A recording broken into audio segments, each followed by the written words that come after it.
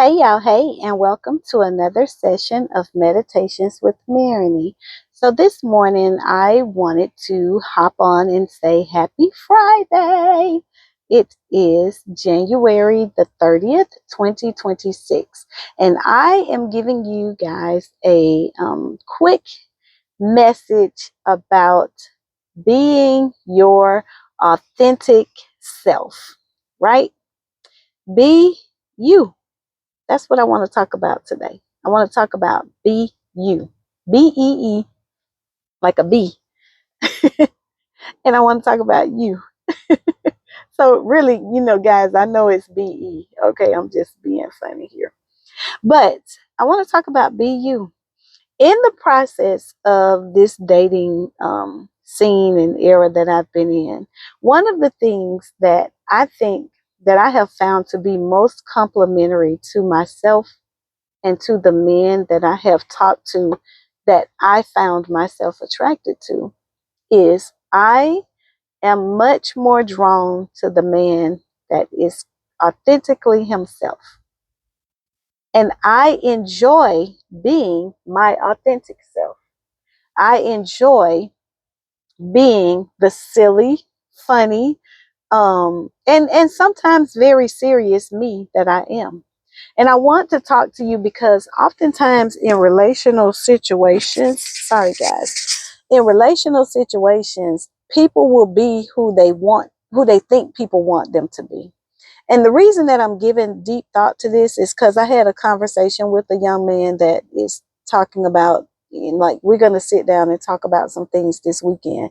And with us talking about it, what I'm thinking is, am I trying to, or is he expecting for me to try to fit something into something that may not be?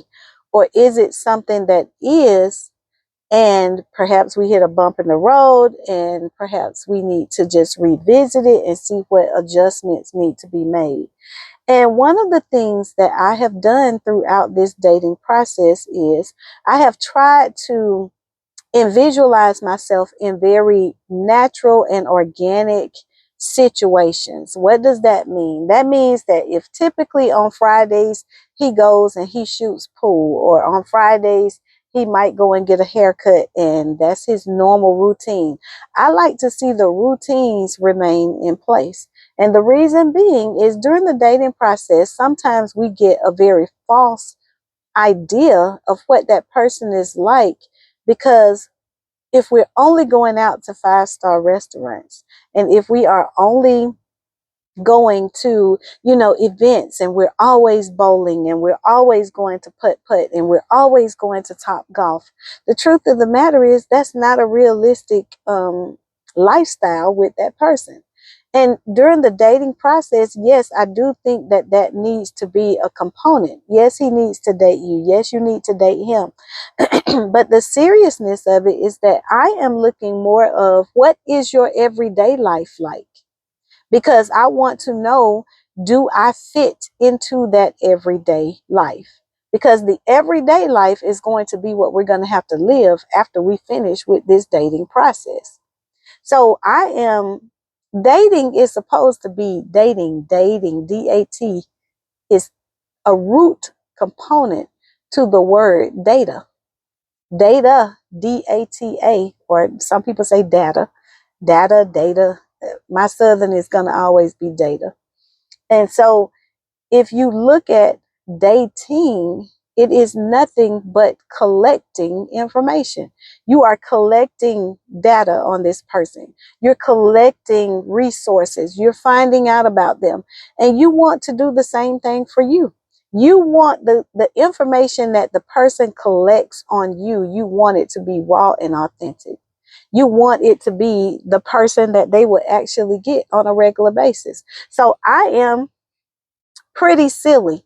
Like, just like we joke around in my family, there's a lot of sarcasm there, like, and that's daily. You walk into the family household, like, you gonna get it. And especially from the men, like, there's just a high level of it with us.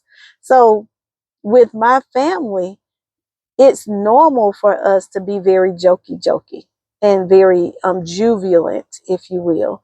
That is my very natural state. So when I'm around the guys, like if they are super serious, I'm like super silly. I'm going to probably go all the way to the other side, because he's going to either have to figure out whether or not I'm going to be too much in that area for him, or whether I'm going to be a good fit to balance him out when it comes to that. Now, if he's too serious, he's not going to work for me anyway, because I'm just not going to want to live in that vein all the time. And so for us guys, learn to be you. Be authentically who you are, and then let the person decide whether or not you are a good fit for them. I think in so many relationships, there are people who have tried to adjust who they are. Now, I'm not talking about normal work at a relationship. I'm not talking about normal growth that we all want to have as we continue to try to become a better person. I'm talking about trying to make yourself be something that you're not in order to fit a particular category with that person. One of the things I thought about this morning as I was driving in is, even the men that I'm meeting online, I am still looking at the compatibility that I would have with them if I had met them in real life. If I had met them in real life, is that somebody that I would have given my phone number to? If I had met them in real life, would I have paused and talked with them for a few minutes while, I was, in a Home Depot, or while I was in Publix? Like, is that someone that I would have struck up a conversation with? So I'm not looking to date outside of my realm. And when I say outside of my realm, there are some guys that I've talked to from the site that I could tell that, they're business minded, they're doing things, and so am I. But I'm not that driven in the business that money is more important to me than the household. So I could look at those guys and I could tell, okay, he's going to leave me empty as far as my needs physically from the household. He'll be a great provider. He's going to give me everything that I need in provision, but he's never going to be emotionally attached, because he's going to always be called to this right here that he's doing. And that's why he's on this site. And he's going to more need a woman that is going to be more driven by the things that he can take her to dinner. He can take her on the trips. He can make sure I'm going to do all of that too, but we're going to do it together. And so it's just going to be a different type of lifestyle. But I'm saying that to say that there's somebody that I listen to, and his name is Tony Gaskin. And Tony does a thing, and he talks about looks compatibility. And as I've been listening to some of his dialect on that, I think that he has a key factor about, looks compatibility. And you have to go listen to him. Now, you got to be a strong person to listen to Tony, because he's raw and authentic. Like, it's what they call it, something no chasing.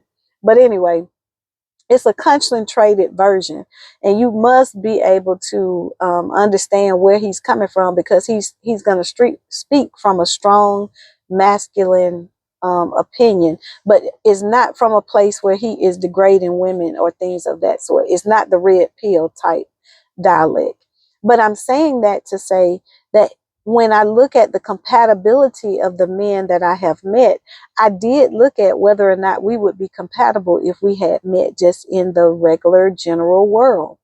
And that is important, because I think if you are a 5, you need to stay in the range of, 4 to 7. If you are a 6, you need to stay in the range of 5 to 8. Like, don't try to go outside of your range. And so for me, even the men that I have talked with, I have tried to speak with people who I think that I would have met them and we would have been compatible even in regular life. So if you don't get anything else out of this video, what I will say to you is be you. Like, be authentically you. And then let the chips fall where they may. I believe that by me being me, it has opened up a door for conversation for guys to say, I really do like her. I really do miss her little giggle. I do miss having that conversation with her. And so now the serious or more serious conversations are going to begin to happen. And with that, then we'll see how things go. And I'll continue to update you guys on my journey of online dating and my journey towards love and marriage. All right, y'all. Have an awesome day. Bye. Hey, and if you like my videos, click like, share it with a friend, and subscribe. I want to move up the subscription pole out here. All right. Bye.